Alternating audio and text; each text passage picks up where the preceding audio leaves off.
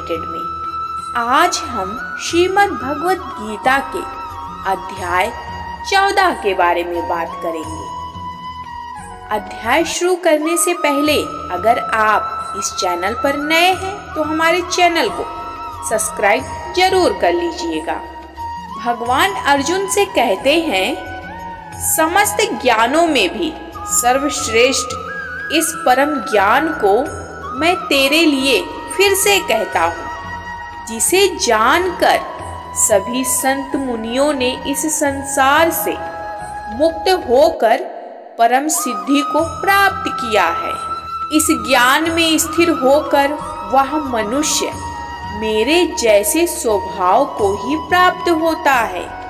वह जीव ना तो सृष्टि के प्रारंभ में फिर से उत्पन्न होता है और ना ही प्रलय के समय कभी व्याकुल होता है।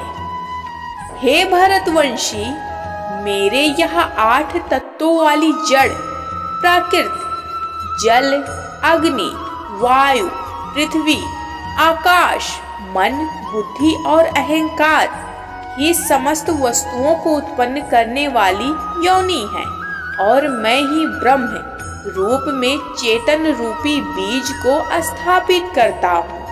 इस जड़ चेतन के संयोग से ही सभी चर अचर प्राणियों का जन्म संभव होता है।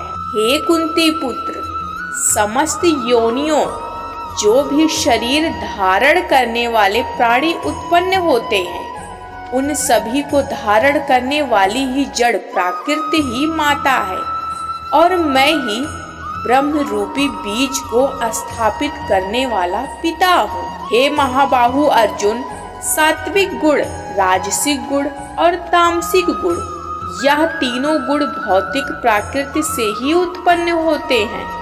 प्रकृति से उत्पन्न तीनों गुणों के कारण ही अविनाशी जीवात्मा शरीर में बंध जाती है।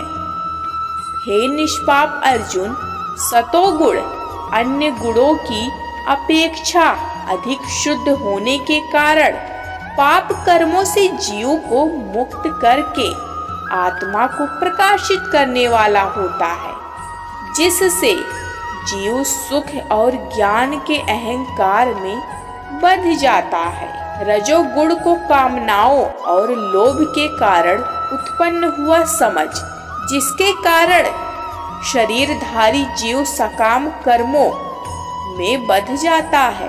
हे भरतवंशी, तमोगुण को शरीर के प्रति मोह के कारण अज्ञान से उत्पन्न हुआ समझ, जिसके कारण जीव प्रमाद, आलस्य और निद्रा द्वारा बंध जाता है। सतोगुण मनुष्य को सुख में बांधता है, रजोगुण मनुष्य को सकाम कर्म में बांधता है और तमोगुण मनुष्य के ज्ञान को ढककर प्रमाद में बांधता है। हे भरतवंशी अर्जुन, रजोगुण और तमोगुण के घटने पर सतोगुण बढ़ता है, सतोगुण और रजोगुण के घटने पर तमोगुण बढ़ता है। इसी प्रकार तमोगुण और सतोगुण के घटने पर तमोगुण बढ़ता है। जिस समय इसके शरीर सभी 9 द्वारों, 2 आँखें, 2 कान, 2 नथुने, मुख, गुदा और उपस्थ में ज्ञान का प्रकाश उत्पन्न होता है, उस समय सतोगुण विशेष वृद्धि को प्राप्त होता है। हे कुरुवंशी अर्जुन, जब तमोगुण विशेष वृद्धि को प्राप्त होता है, तब अज्ञान रूपी अंधकार, कर्तव्य कर्मों को न करने की प्रवृत्ति, पागलपन की अवस्था और मोह के कारण न करने योग्य कार्य करने की प्रवृत्ति बढ़ने लगती। जब कोई मनुष्य सतोगुण की वृद्धि होने पर मृत्यु को प्राप्त होता है, तब वह उत्तम कर्म करने वालों के निर्मल स्वर्ग लोकों को प्राप्त होता है।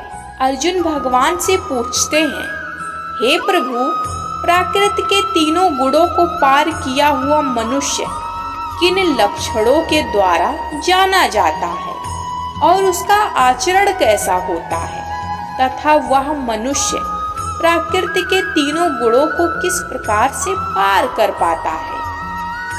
भगवान कहते हैं, जो मनुष्य ईश्वरीय ज्ञान रूपी प्रकाश तथा कर्म करने में आसक्ति तथा मोह रूपी अज्ञान के बढ़ने पर कभी भी उनसे घृणा नहीं करता तथा समान भाव में स्थित होकर ना तो उनमें प्रवृत्ति ही होता है, ना ही उनसे निर्वृत्त होने की इच्छा ही करता है, जो उदासीन भाव में स्थित रहकर किसी भी गुण के आने जाने से विचलित नहीं होता और गुणों को ही कार्य करते हुए जानकर एक ही भाव में स्थिर रहता है, तो मान और अपमान को एक समान समझता है, जो मित्र और शत्रु के पक्ष में समान भाव में रहता है तथा जिसमें सभी कर्मों के करते हुए भी कर्तापन का भाव नहीं होता, ऐसे मनुष्य को प्रकृति के गुणों से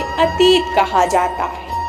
जो मनुष्य हर परिस्थिति में बिना विचलित हुए अनन्य भाव से मेरी भक्ति में स्थिर रहता है, वह भक्त प्रकृति के तीनों गुणों को अतिशीघ्र पार करके ब्रह्म पद पर स्थित हो जाता है। उस अविनाशी ब्रह्म पद का मैं ही अमृत स्वरूप, शाश्वत स्वरूप, धर्म स्वरूप और परम आनंद स्वरूप एकमात्र आश्रय।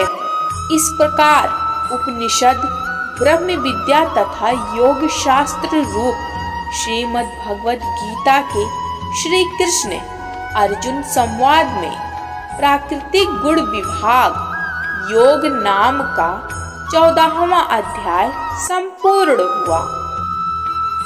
साथियों, मिलते हैं अगले अध्याय में।